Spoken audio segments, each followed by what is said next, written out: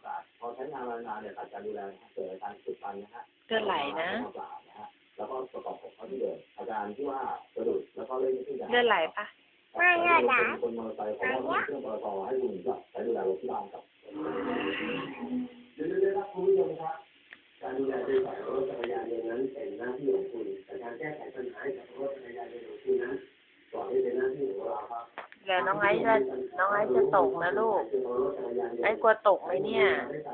ไม่จะต้นไม้หรอก ตกป่ะคะ ไม่ตก กลัวเปล่า กลัวตกเปล่า ไม่ตก ไม่ตกไอ้ตัดแล้วเสร็จยัง ไม่แก่จน ไม่เสร็จเลย